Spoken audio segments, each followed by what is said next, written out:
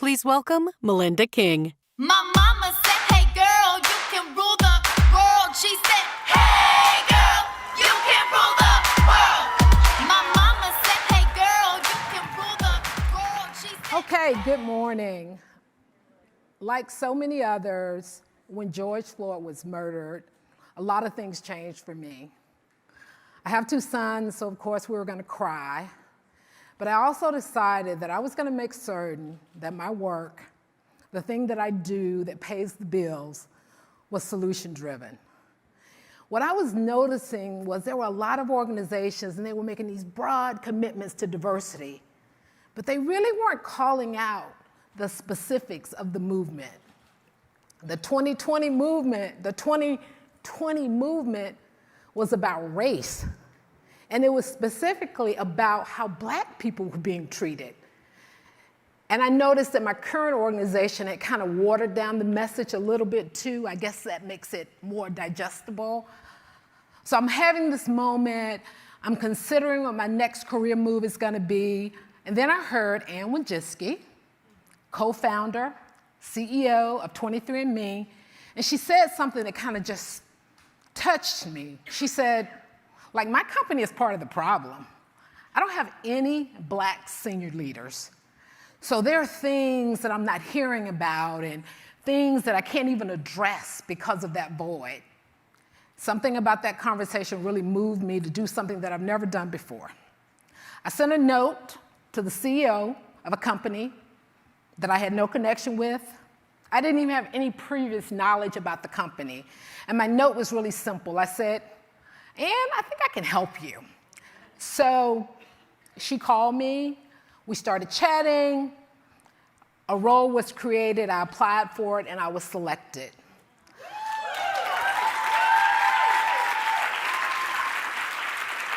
I tell that story to you today because I wouldn't be here having that conversation with you.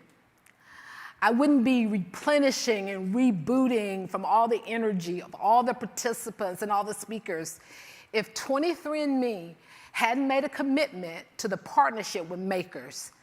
And for that, I am so grateful.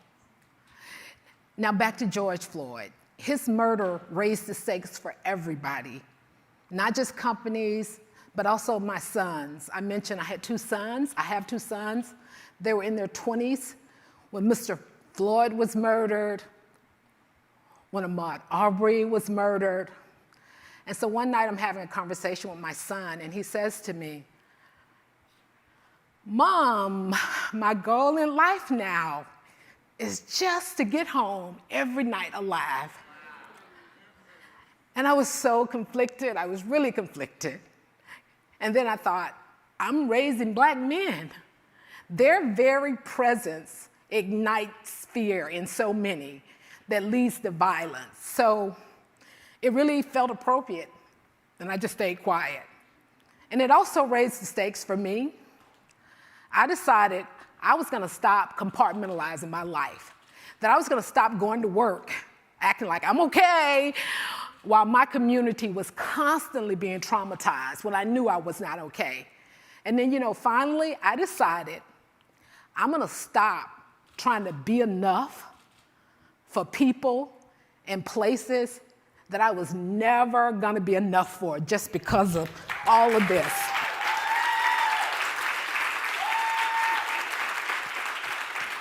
So Makers adds to that freedom for me. It's a place that allows us to bring all parts of ourselves to work. It's celebrating you when you're winning. It's giving you what you need when you think you're losing. Sometimes that's a hug. Sometimes that's a shot of vodka. That's why it's so critical for companies to create these opportunities. And my story is just one of many of these powerful community of leaders. Moments and opportunities like this are the first step to truly realizing equity.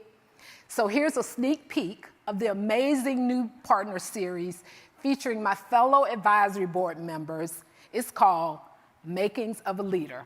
Take a look.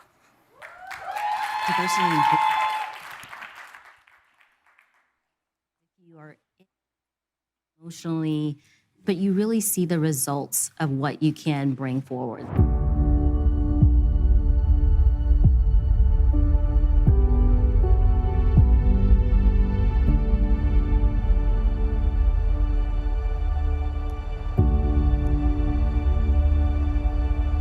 In some sense, the COVID and the pandemic has created more empathy. To me, an empathetic leader shows up with care. It doesn't mean that you have to be touchy-feely. In order to get the best work, the human has to come first. You have to be able to walk in someone else's shoes and understand their lived experience such that you can then help them customize their journey. I think a true partnership like we have with Makers, it's about having that common purpose. A partnership, I think, makes you better. It doesn't end with a transaction. We're big believers that our work absolutely does not stop within our four walls. We have to have partners that can amplify our message. What we're trying to do is create access. Create space, create a seat at the table, and then empower those individuals to participate fully so that they can learn and grow. When you see something that you love, share it. Take someone or something under your wing. Make it your cause, make it your mission for 1 year. Somebody needs your help. Pick a person that you need to have a conversation with, to be kind to that person who maybe needs to be told something that they don't know in order to grow. There's always more work to do. We can lift each other up. I think the first thing that people can do is to self-assess. Are you a taker, meaning that you're taking the benefits of change that's happening in the environments that you're in? Or are you a maker? Are you making change happen for yourself, for the women around you, for marginalized populations? Are you helping to make that change?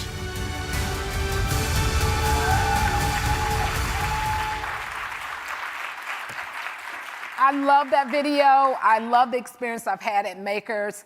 This space allows women to cultivate their power and their voice and to have the confidence to demand what they deserve when they go back into their organizations, be that a higher role, more compensation, and in some instances, just the damn respect that they've earned. Thank you.